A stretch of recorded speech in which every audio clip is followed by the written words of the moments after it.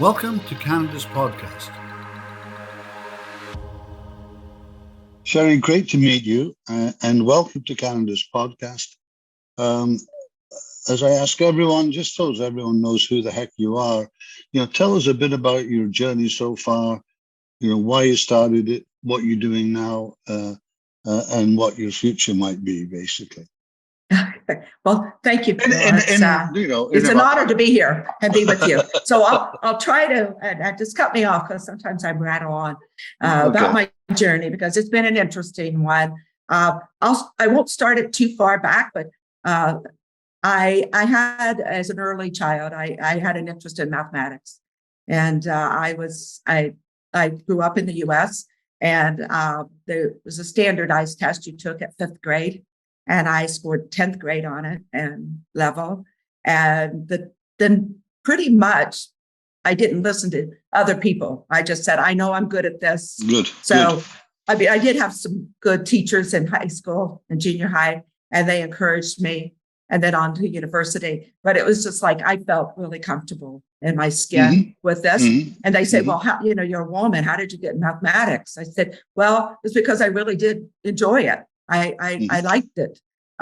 And so when I graduated from graduate school with a master's degree in mathematics, I was a little offended because people offered me jobs to go back to school and become an engineer. So I said, I'm a mathematician. Don't you know?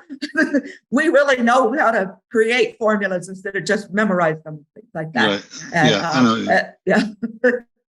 So I was thrilled when I found a job that I could use my mathematics. And I worked as a cryptologic mathematician with the US government. And that meant I made codes and broke codes, encryption codes. So it was a wonderful time. I spent 6 years there, able to work on really interesting projects. And then my last couple of years there, I became a liaison with the Department of State. And I dealt with a lot of information security companies that were doing this type of same work, but in the commercial world. And I was introduced to a company in Silicon Valley, and I decided when I was with the U.S. government, I knew I had the best job. That last job I had there was the best job. It fit my personality. I loved the travel, and then when my boss's boss told me, "You're going to have to leave here to move up." Leave this office to move up in this position to move up. I said, well, I'm going to move on. So I decided I was going to put my, trust in myself.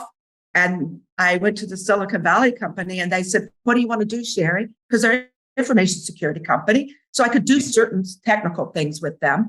I wrote a couple of algorithms for them and things like that. But I really wanted the business side. I wanted to be on the business dev side. And so I said, I want to be a head of Asia Pacific and South America. And I spoke Spanish. I lived in Costa Rica for a year. And so they said, yes, go ahead, do it. They did. I mean, it was so interesting because it's just that they never said, and this was a male-dominated company, but they never said, well, and why do you want to do that? And, they didn't question me. They just let me do it. It was fantastic. I dealt with 13 different countries in Asia Pacific. I finally had to give up Latin America because it was just too much for me. And we were growing so quickly. I was setting up distribution channels, working with partners in Asia Pacific. So I really, truly enjoyed it. The work. I fought hard for my people, especially the women who worked for me, because the company, the Silicon Valley culture at that time was quite toxic. I could handle that. I could stand up for myself. I was a strong enough woman. I really believed in that. I had a strong background in the technology, but I saw how other people were treated at the company. And I made my mind up that I wanted to be at a company where I could influence the culture. I wanted to make sure that everybody was respected. And so when I had an opportunity to come to Canada and become a part of a startup where I would be at a VP level, then I said, why, this is what I want to do. I want to be at the management level and to influence the culture. Interesting. So,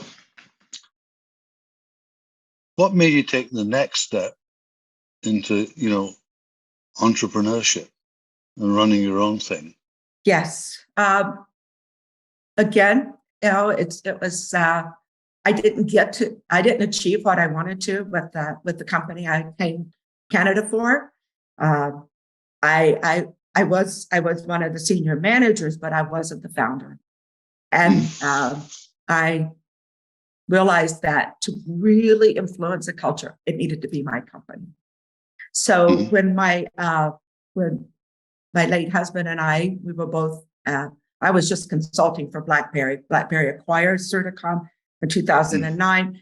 I was doing other work. I mentioned to you, I was VP of MasterCard, electronic commerce for MasterCard. I worked with several of the banks for information security. So I was working for BlackBerry as a contractor. And in 2012, my late husband, Scott, left BlackBerry, and then I did too. And we decided that we wanted to start a new company, the two of us. And we wanted to take the technology that we developed at Certicom, and that's in every cell phone today, and take it to the driverless car and the autonomous vehicle. And so we did. And we, as soon as people heard that we were out there, we got called by the U.S. Department of Transportation saying, "Hey, we want you to be our security advisor for our new mandated crash avoidance system that's using Scott Van Stone's technology." So, but the reason I did it was, again, it comes back to my why. And my why changes. It wasn't that I've had the same why, but I've always had the belief of the core values of respect for other people and the culture. So I was able to achieve it with my own company. And then Scott passed away in 2014. I continued to run the company. I built up. It was absolutely a beautiful culture, grounded team. It was really pretty awesome. However, in 2017, I was given an opportunity to sell the company to Robert Bosch Corporation. And I chose Robert Bosch because they were a private corporation owned by 97% or ish kind of thing, was owned by a foundation.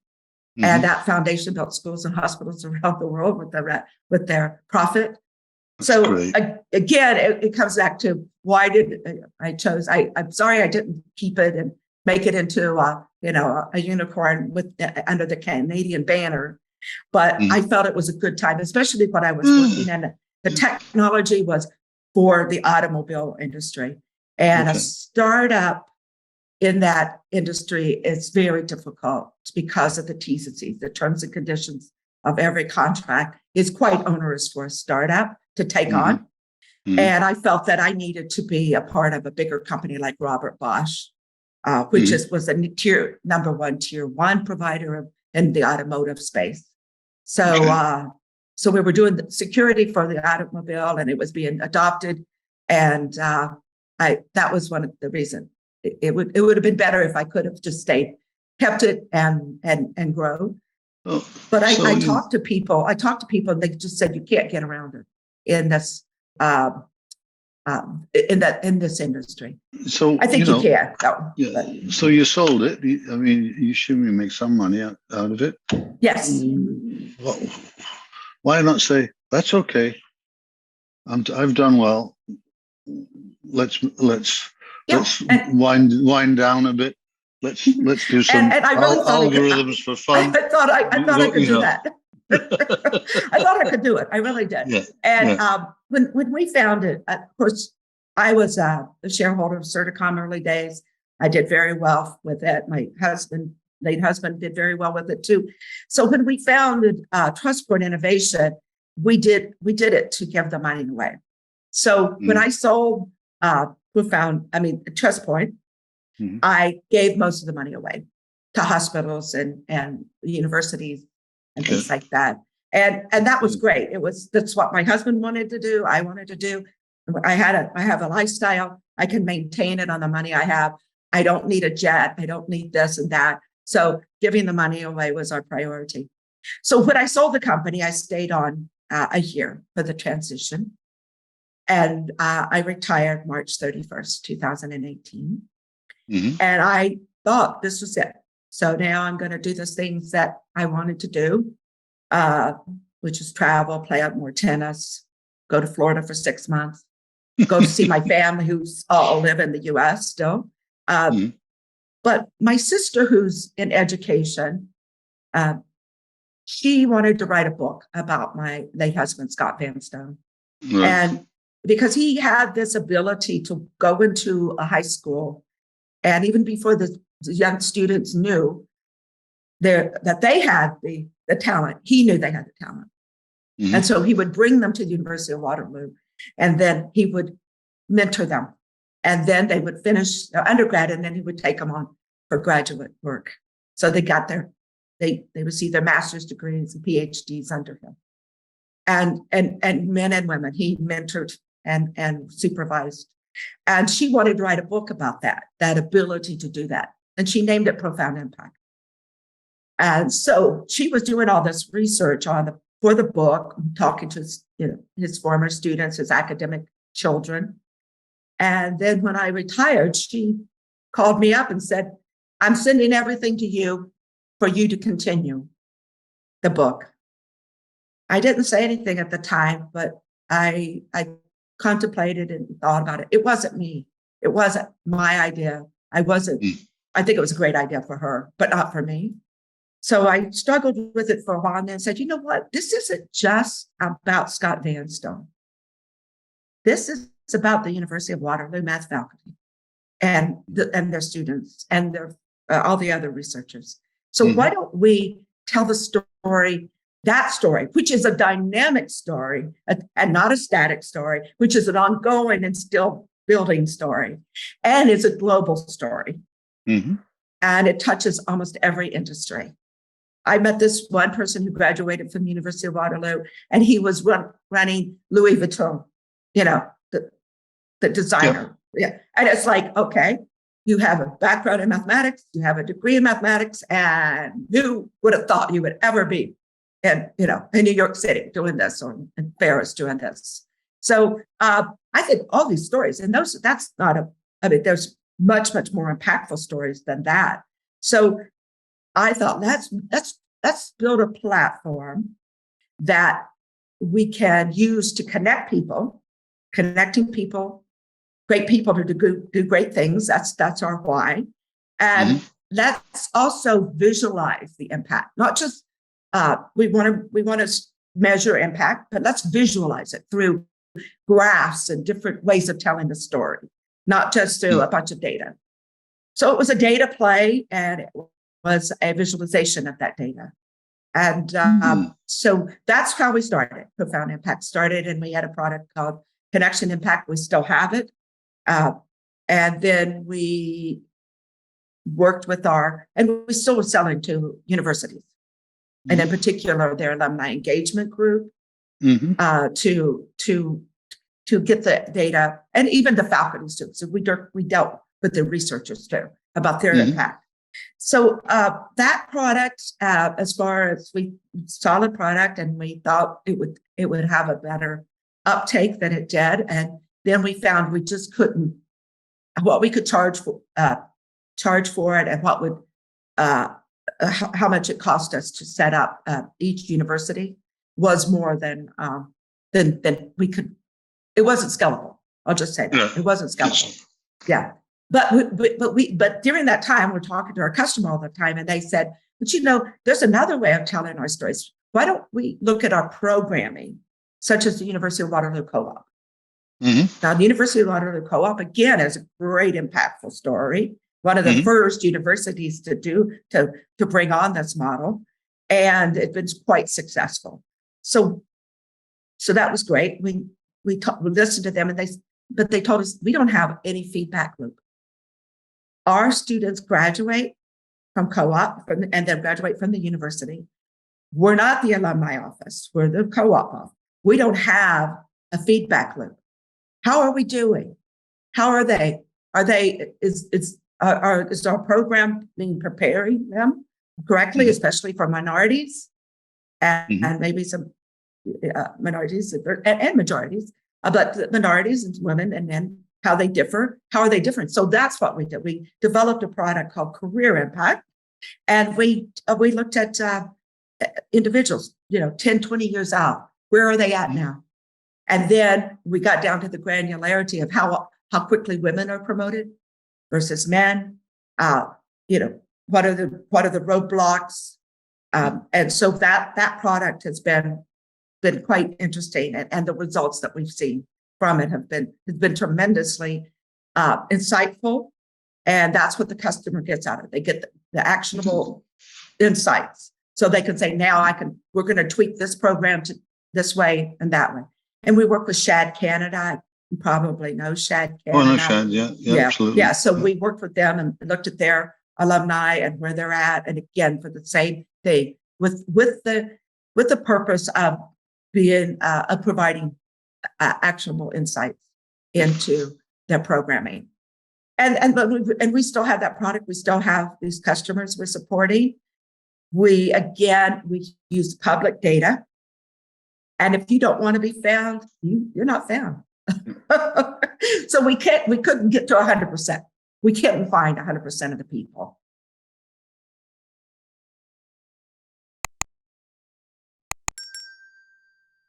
So Sherry, you've had such an interesting career. You've been in the safest job, in government security, into, new ventures with the risk that takes. You should know this. You're a mathematician. You're great at algorithms. Entrepreneurs wired differently? I think they are. They definitely are, and I do believe that there's a specific gene that because they are risk takers, and that was one of the things that when I didn't see it as a risk though. I even when I went to California and I left that wonderful job and with the U.S. government, and I went to California, I knew I could I knew I'd be successful. I said, I'll work really hard. I'll be successful. And, but I wasn't writing the checks for everybody else, right? That was that. And then when I decided to do other things, like come to Canada, leave the US, come to Canada, I said, you know what? If I end up not working out in this job, I'll find another job. Even if it's flipping hamburgers, I'll be the best person that's ever flipped a hamburger. Because I know my work ethic. And but when you are paying the payroll, it's quite it's scary at times, and not in the sense of a horror movie, but it's just like you get a little anxious and you go, okay, how are we going to do this? How are we going to be successful in this?